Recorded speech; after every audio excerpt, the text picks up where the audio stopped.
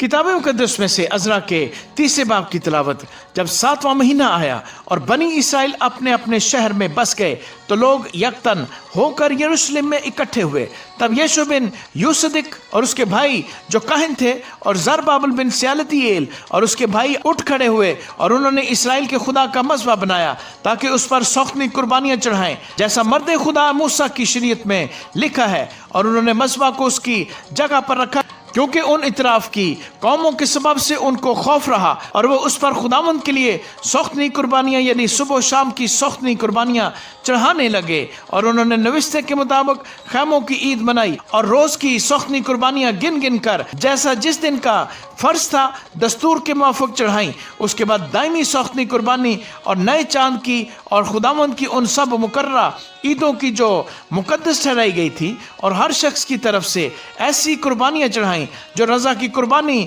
خوشی سے خداوند کے لیے گزرانتا تھا۔ 7ویں مہینے کی پہلی تاریخ سے وہ خداوند کے لیے سوختنی قربانیاں چڑھانے لگے، پر خداوند کی ہیکل کی بنیاد ہنوز ڈالی نہ گئی تھی، اور انہوں نے مماروں اور بڑھئیوں کو نقدی دی اور سیدانیوں اور سوریوں کو کھانا پینا اور تیل دیا تاکہ وہ دیودار کے لٹھے لبنان سے یافا کو سمندر کی راہ سے لائیں جیسا ان کو شاہ فارس خورس سے پروانہ ملا تھا۔ پھر ان کے خدا کے گھر میں جو یروشلم میں ہے آ پہنچنے کے بعد دوسرے برس کے دوسرے مہینے میں زربابل بن سیالتیل اور یشوع بن یوصدق نے اور ان کے باقی بھائی کاہنوں اور لاویوں اور سبوں نے جو اسیری سے لوٹ کر یروشلم کو آئے تھے کام شروع کیا، اور لاویوں کو جو 20 برس کے اور اس سے اوپر تھے مقرر کیا کہ خداوند کے گھر کے کام کی نگرانی کریں۔ تب یشوع اور اس کے بیٹے اور بھائی اور قدمیل اور اس کے بیٹے جو یہودا کی نسل سے تھے مل کر اٹھے کہ خدا کے گھر میں کاریگروں کی نگرانی کریں، اور بنی ہنداد بھی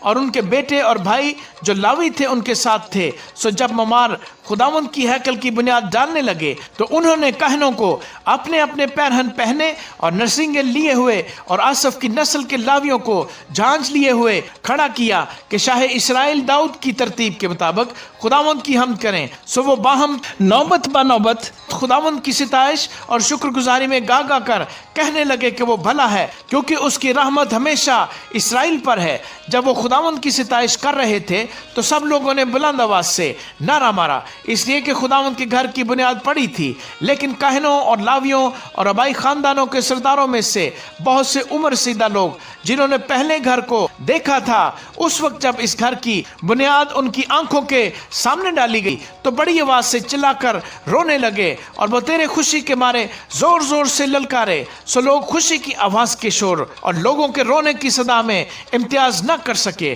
کیونکہ لوگ بلند آواز سے نعرے مار رہے تھے اور آواز دور تک سنائی دیتی تھی۔ آمین۔